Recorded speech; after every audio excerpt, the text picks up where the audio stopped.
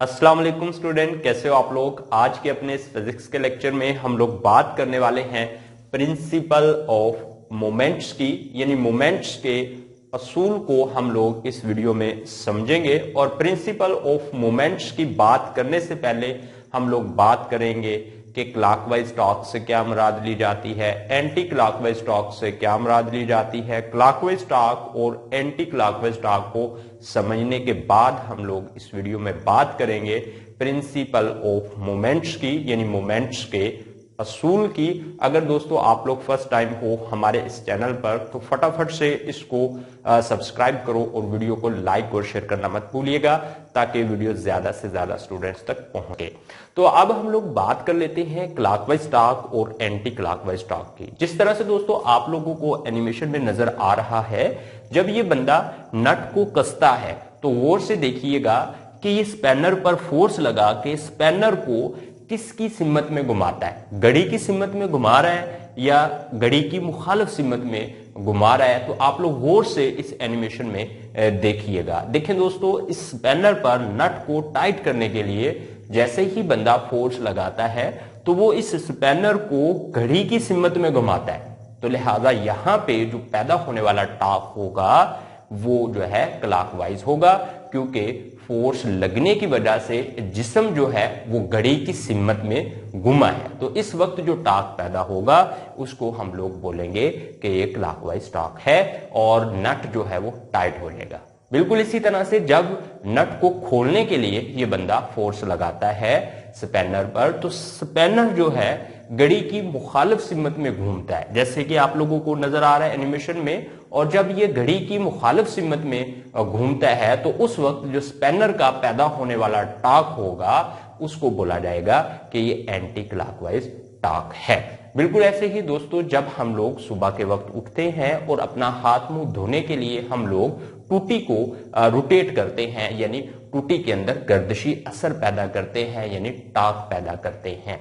तो दोस्तों, जब हम लोग टूटी को ओपन करने की कोशिश करते हैं, यानी हम लोग अपने हाथ से फोर्स लगाते हैं, तो हम लोग टूटी को खोलने के लिए घड़ी की मुखालिफ सिमत में घुमाते हैं और उस वक्त जो टॉर्क पैदा होता है वो दोस्तों होता है एंटी क्लॉकवाइज टॉर्क। और जब हम लोग टूटी को यानी नल को बंद करते हैं तो उसको बंद करने के लिए हम लोग घड़ी की सिमत में उसको फोर्स लगा के घुमाते हैं और उस वक्त जो टूटी में टॉर्क पैदा होता है वो होता है एंटी क्लॉकवाइज टॉर्क।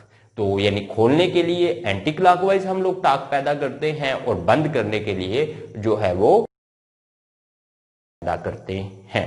अब दोस्तों, जब भी हम लोग किसी भी ऑब्जेक्ट के ऊपर फोर्स लगा के उसमें गर्दिशी असर पैदा करते हैं तो या तो वो क्लॉकवाइज टॉर्क होगा या फिर एंटी क्लॉकवाइज टॉर्क होगा।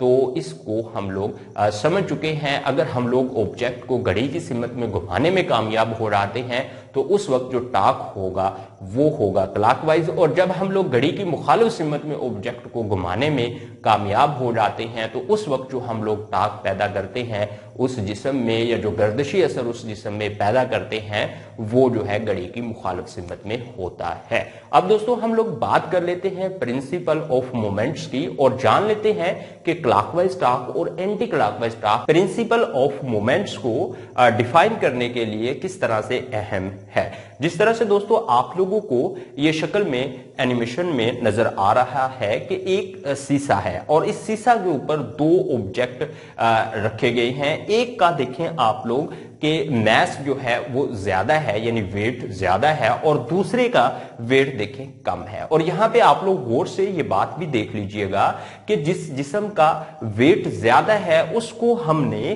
कम फासले पर रखा है और जिस जिस्म का वेट कम है उसको हमने ज्यादा फासले पर रखा है, ताकि हम लोग क्लॉकवाइज सिमत में पैदा होने वाला टॉर्क और एंटी क्लॉकवाइज सिमत में पैदा होने वाले टॉर्क को बराबर कर सके। तो दोस्तों, जब ये क्लॉकवाइज सिमत में पैदा होने वाला टॉर्क और एंटी क्लॉकवाइज सिमत में पैदा होने वाला टॉर्क बराबर हो जाएगा तो ये ऑब्जेक्ट साकन हो जाएगा और मोमेंट के प्रिंसिपल पर ये जो है ना काम करेगा, यानी प्रिंसिपल ऑफ मोमेंट्स इस पर अप्लाई होगा। बिल्कुल इसी तरह से दोस्तों आप लोग देखो शीशा के ऊपर दो ऑब्जेक्ट हैं और दोनों का सेम वेट है और दोनों को हमने सेम डिस्टेंस पर रखा है। तो उस वक्त क्या हो रहा है कि क्लॉकवाइज टॉर्क और एंटी क्लॉकवाइज टॉर्क जो है वो आपस में बराबर हो जाते हैं। तो ये ऑब्जेक्ट जो है बेटा साकन हो जाता है और ये ही मोमेंट्स का हसूल है। तो अब हम लोग मोमेंट के हसूल को कुछ इस तरह से डिफाइन करेंगे कि तमाम क्लॉकवाइज टॉर्क का रिजल्टेंट तमाम एंटी क्लॉकवाइज टॉर्क के रिजल्टेंट के मसावी होता है। तो ऑब्जेक्ट जो है वो साकन हो जाता है, इसको मोमेंट का असूल बोला जाता है, यानी प्रिंसिपल ऑफ मोमेंट्स बोला जाता है। बिल्कुल इसी तरह से एक एग्जांपल से और आप लोग इसको अंडरस्टैंड कर लीजिएगा अच्छे से।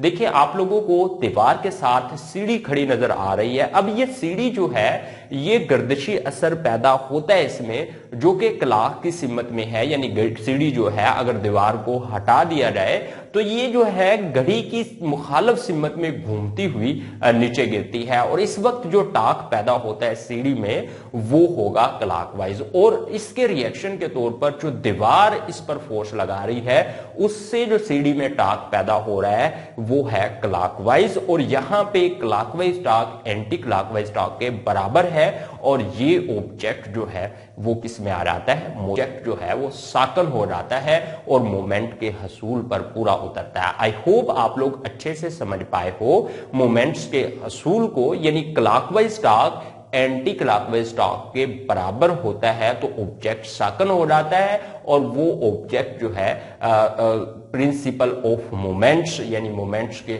असूल को फॉलो करता है। और हम लोग जो है मोमेंट्स का असूल जो है इसी तरह से डिफाइन करते हैं कि तमाम क्लॉकवाइज टॉर्क के रिजल्ट तमाम एंटी क्लॉकवाइज टॉर्क के रिजल्ट के अगर मसावी हो जाए किसी भी ऑब्जेक्ट में तो वो ऑब्जेक्ट साकन हो जाता है और वो प्रिंसिपल ऑफ मोमेंट पर पूरा उतरता है या प्रिंसिपल ऑफ मोमेंट उस ऑब्जेक्ट में अप्लाई होता है। ओके दोस्तों, अल्लाह हाफिज, मिलते हैं नेक्स्ट वीडियो के साथ। और नेक्स्ट वीडियो में हम लोग डिस्कस करने वाले हैं इक्विलिब्रियम और इक्विलिब्रियम की शराइत। और आप लोगों को वो लेक्चर हमारा उसी वक्त मिलेगा जब आप लोग हमारे चैनल को सब्सक्राइब कर लोगे, वीडियो को लाइक और शेयर कर दोगे। ओके दोस्तों, अल्लाह हाफिज, अपना ढेर सारा ख्याल रखिएगा, अपने भाई को इजाजत दीजिए, बाय बाय।